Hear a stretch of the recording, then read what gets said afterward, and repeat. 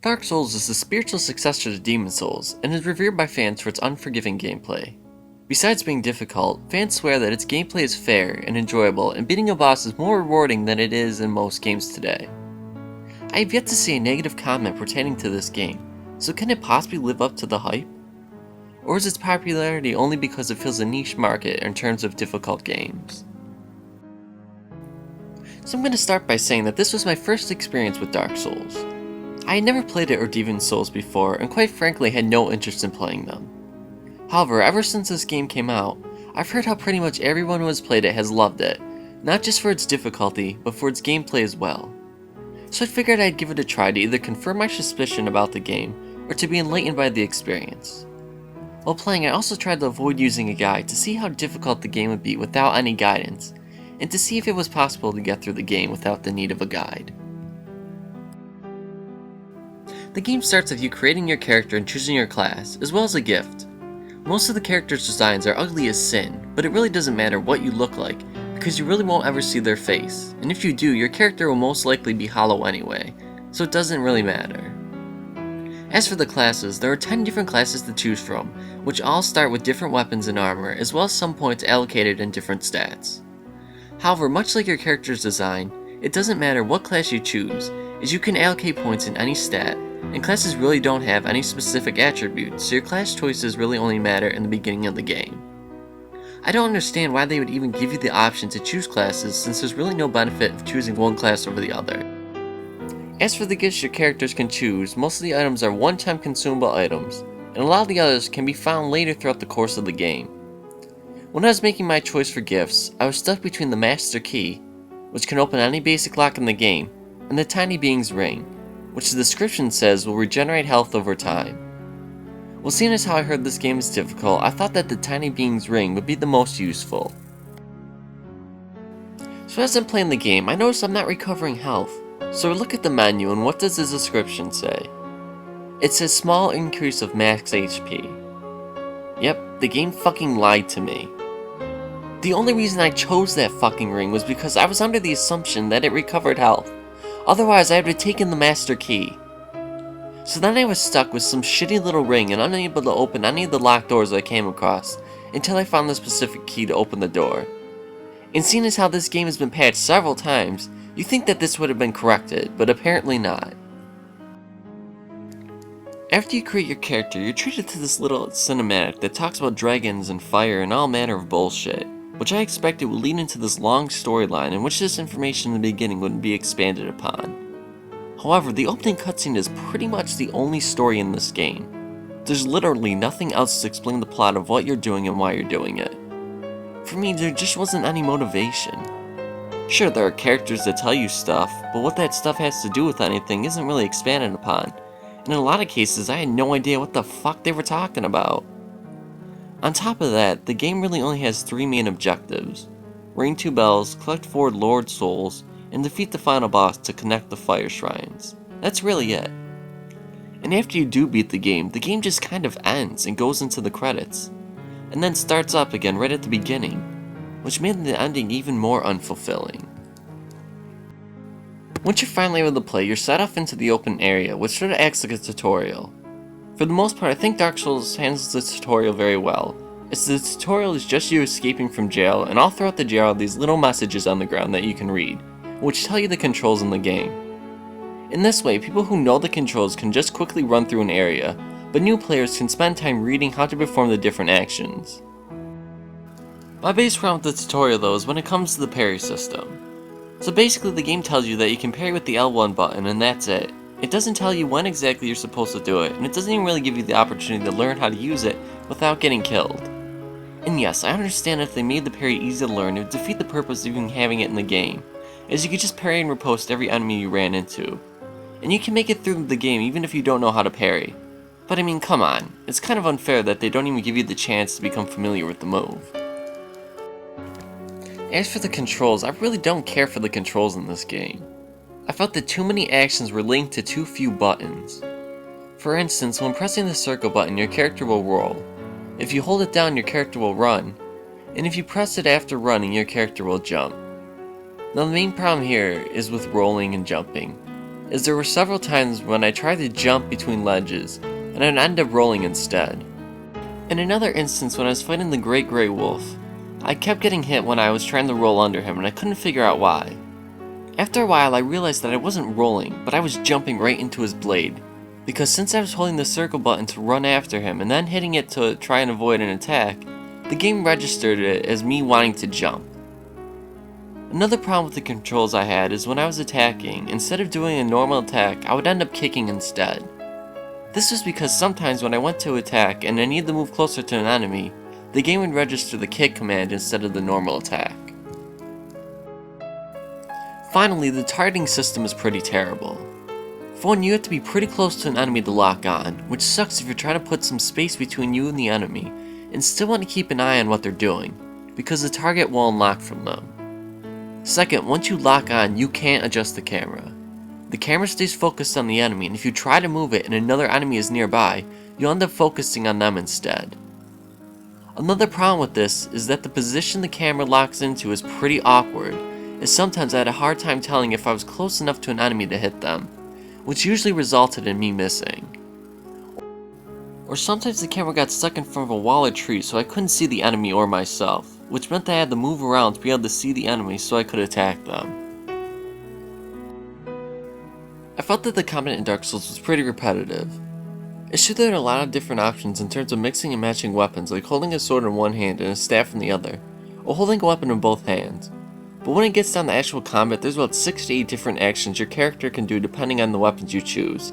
However, I felt that a lot of them were the same in function, just different in execution. There are normal attacks that can sometimes be used in succession, except by doing so you run the risk of getting attacked, especially since you can't cancel attacks once you hit the attack button. Then there are heavy attacks which cause your character either lunge or jump at the enemy, but again they leave you open to attacks and are really only useful for delivering a finishing blow. Then there's the parry attack, which if you successfully pull off will allow you to counterattack the enemy. You can even backstab enemies, but sometimes it's difficult to maneuver around them in order to do so. Even though there seems like there are a lot of attacks in this game, so many of them are too similar and there are a lot of drawbacks from using the stronger ones. The result of this is that combat becomes incredibly boring. Basically my strategy for every enemy was to either hit them and move away or to circle around the enemy and wait for an opening to attack. Even for most bosses I used the same strategy. Some people might try to defend this by saying that's just how the game was designed, and combat is supposed to be slow and strategic. That's really not an excuse. At the end of the day, if I'm playing a game and I think the combat is boring, even if it's supposed to be that way, then maybe there's a problem with the game's combat. Even though combat can be pretty uninspiring, there are a shit ton of weapons to choose from. Every class can use every weapon type, which is nice since you're not restricted to using the weapons your class starts out with, especially if you don't like them. Along with the variation of weapons is variation in how they're used, as some are heavier than others and require more time to wind up and use, but tend to deal more damage overall, while others are able to use in quick succession but of course are weaker. However, that being said, most of the weapons when not upgraded do absolutely piss poor damage to most enemies, which sucks if you don't have access to the necessary materials needed to level up your weapons, which you most likely won't, especially early on in the game. Luckily for me, I was able to get a Black Knight sword early on, which really helped me get through a lot of enemies, cause if I didn't end up getting that sword, I'd be royally fucked. In order to improve your weapons and make them actually deal decent damage, you'll need to upgrade them using the shards you find. You can also craft weapons out of the boss souls, however in order to do so, you'll need to upgrade a certain weapon to its maximum level, and then bring it to the giant blacksmith along with the boss soul, so he can craft it into a new weapon.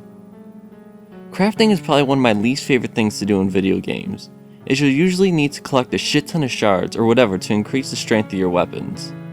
And Dark Souls just adds to the frustration, as it's very difficult to find the necessary items to level up weapons, as usually only 1 or 2 certain enemy types have a chance of dropping the specific shard you'll need, and even then, you'll need a high item discovery for some of them to even have a chance of dropping said shard. Of course, you can buy some of the shards, however they're incredibly expensive and really not worth the amount of souls they cost. On top of that, if you really want to make an item from the boss souls, you'll probably need to look at a guide to figure out what item you need to upgrade, because of course the game doesn't tell you what weapons you need to combine with the boss souls. One of the biggest aspects of the game are the souls. You get souls for killing enemies, you can find them on dead bodies, and you can even sell your items to get souls. Souls are used pretty much for everything, like leveling up, upgrading your weapons and armor, repairing weapons and armor, and buying items. What makes soul collecting difficult is that every time you die, you lose all of your souls and humanity, so you either have to spend them or risk losing them. However, if you do die and are able to recover your souls before you die again, you can get them all back.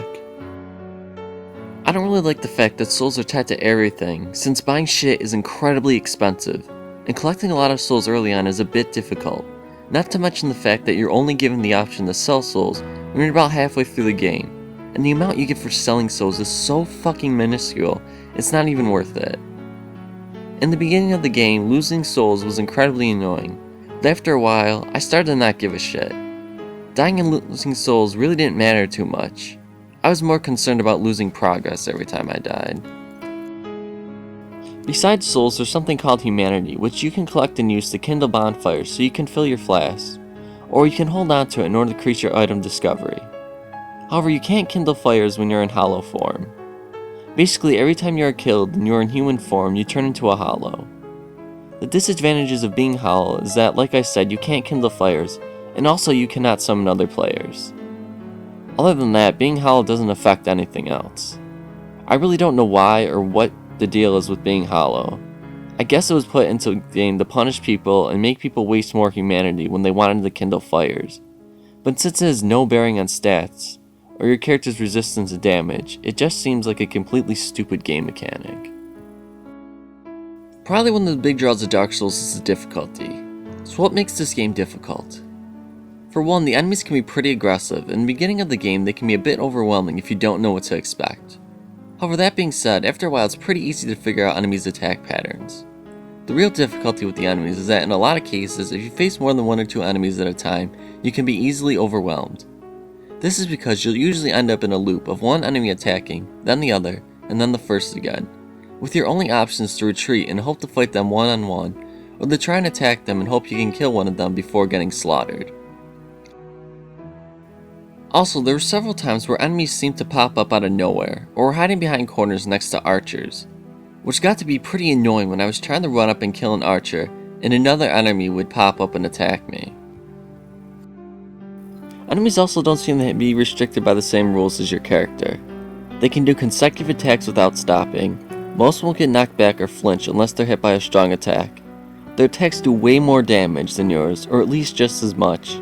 Magic users and archers are like fucking snipers, and if they see you, they can hit you from anywhere. And even regular sword-wielding enemies seem to have incredibly long reaches with their weapons, whereas you'll be lucky enough to hit them at the same distance without missing. It really just sucks being so much weaker than normal enemies, and I get that it's part of the difficulty of the game and part of the challenge, but after a while it just sort of gnaws at you and gets more and more frustrating. What's even more annoying is that most enemies can spot you from incredibly far away, and they do not give up chase until you kill them or they kill you. The worst part is when there are enemies in front of the area leading up to the boss, and all you want to do is run past them and re-challenge the boss, but you can't because you first have to fight through a group of enemies. So after getting my ass beat by Gwen, Lord of Douchebag, several times and having to fight the Black Knight standing my way every single time, I decided that I was going to try and run past them. So I equipped the ring that was supposed to make me silent to enemies, and I used a spell that was supposed to make me invisible. I made a break for it. And wouldn't you fucking know it, but every single one of those Black Knights started to chase after me. I guess the joke's on me for thinking that being invisible and not making any noise would allow me to run past enemies. Dark Souls also has one of the cheapest enemies in any game, ghosts. First off, in order to hit a ghost, you have to be cursed or have a cursed weapon. Second, ghosts can pop out of anywhere. The ground, the walls, the ceilings, it doesn't matter, which is great when a ghost is hitting you through a wall and you can't hit it back. This also means that ghosts can easily swarm you, and if you're surrounded, you're fucked, as there's no way you're escaping. As for the bosses, I was sort of disappointed by them. Maybe I was expecting more out of them because of all the hype, but overall most of the bosses were not that difficult, and on average I only had to fight them 2 or 3 times. Most of the bosses can be beat just like normal enemies, the only difference being that they are bigger and deal more damage. The game tries to shake things up by putting you against 2 enemies, which is difficult enough when you're fighting 2 regular enemies. But other than that, the boss fight is handled pretty much the same way as the others. There's also a flying boss, but again, the game makes it so all you have to do is dodge the attacks and wait for it to land so you can attack it. There is, however, one instance where the game shakes things up, but it does so in the most unfair way possible. At one point, there's a sort of scripted boss battle where you're supposed to lose. Now, in most games, when you fight in a scripted battle, you're supposed to lose. What happens is you lose and the story progresses, and so on. But in this game, even though you're supposed to die, the game treats it like a normal death. So you die and you lose all your souls and all your humanity, which is complete bullshit. You're basically being punished for no reason, because this was supposed to happen. You were supposed to lose, and you were supposed to be sent to the dungeon. Of course, you can wear a ring of sacrifice so you won't lose anything when you die, but if you're not expecting it like I wasn't, then you're just shit out of luck. And as for feeling a sense of accomplishment after defeating a boss, I really just didn't feel anything. Sure, there were a few bosses I struggled with, but when I finally beat them, I didn't experience any stronger feelings than I would have in any other game where I had beaten a difficult boss. So I really don't know what people are talking about when they mention how rewarding it is to beat a boss in this game. Not only that, but as far as boss battles go, the boss fights in Dark Souls were pretty simplistic in nature. When every boss can be beaten with the same strategy of dodge and attack, it becomes really tedious after a while. Just like everything else in this game, environments are designed in ways that make traversing them a bitch. There are a lot of places with thin paths that you'll need to walk on where you'll usually encounter enemies. While you're fighting them, you'll also have to fight with staying on the path and not falling off as well. There are also environmental dangers that you'll have to walk through. In Blighttown, there's a swamp that you'll have to traverse that will slow down your movements as well as continue to poison you as long as you walk through it. There's also a lava area where you'll need to walk across the lava to get around that will drain your health when you're walking through it. There are rings you can wear that can increase your poison resistance and lava resistance so you can walk through the areas, but you still can be poisoned if you stand in the swamp too long, and the lava ring doesn't completely prevent you from getting burned. Thankfully, sometime later in the game, you'll get an item that allows you to warp from any bonfire. This sounds great, as it can be a huge pain in the ass to have to walk through several areas just to get to your destination. And it is, except for the fact that you can't warp to every bonfire you visited, only a selected few, which is so fucking annoying. It's just so incredibly ridiculous when everything you get in this game has some fine print along with it that doesn't allow you to use it to its full potential. I don't understand the reasoning behind not letting me warp to every bonfire I visited. And if they still wanted to make it a little difficult, then maybe they could have let you warp to every bonfire that you kindled, which would reward players who did so, but to restrict where you can warp to just because is fucking stupid. One of my favorite things about this game is that there isn't a map. There's no way to see where you're going and no way to see where you're supposed to go, which is great, because there's nothing I love more than wandering around for hours on end, trying to find out where to go. But seriously, is there a reason why there's not a map in this game? It's not like putting in a map is really doing anyone any favors, especially if your objective isn't marked on it. So why not just put a map in that can show how everything is connected, so I don't end up wasting my fucking time by opening up a locked door, just to see that it leads to a location that I've already been to. It's not like maps dramatically decrease the difficulty of the game. They're in place so players don't waste their time by walking around in circles looking for what to do. On top of that, the game also does a poor job of even pointing you in the right direction. As a matter of fact, the game gives you no direction in any regard. Most of the time I was wandering around for hours trying to figure out where the fuck to go. For example, to ring the second bell you need to make your way to Blighttown, which in order to get to you need to go through the Valley of the Drakes. Well, when I reached the Valley of Drakes and tried to fight one of them, I realized I was too weak to beat them, so I left, thinking that I wasn't supposed to be here yet. Eventually I decided to be brave and wander around, and I found out that I was supposed to run past the dragons to get to Blighttown. I also had problems advancing in End or Londo. After wandering around the whole area and reaching a dead end and leaving and coming back, I finally decided to look up what to do online, and apparently you're supposed to jump onto this beam and walk across it to get into this building in order to advance. Honestly, I have no fucking idea how I was supposed to know how to do that without looking it up. After playing Dark Souls, I can honestly say that I just do not get it. I don't understand, nor will I ever understand, how people can just defend every action and decision of the developers with a sweeping generalization of that's how it's supposed to be. To me, this game is completely overrated. People weren't lying when they said that this game was difficult, but all the fanfare and praise this game receives for being difficult is bullshit. I think that the only reason that this game wasn't as quickly forgotten about as Dragon's Dogma or Kingdoms of Amalur is because it's difficult. What kills me is that everything else about this game, as far as the tedious combat, the complete and utter lack of any guidance, and the completely lopsided advantages given to enemies, would be absolutely panned by critics if this was any other game, but for some reason it gets an automatic pass with Dark Souls. But maybe that's just me. Maybe this game isn't for me, and you know what? That's fine, I can accept the fact that people might love and adore this game. But I'd rather play something that was more fun and enjoyable than something that's so punishing and unforgiving like Dark Souls.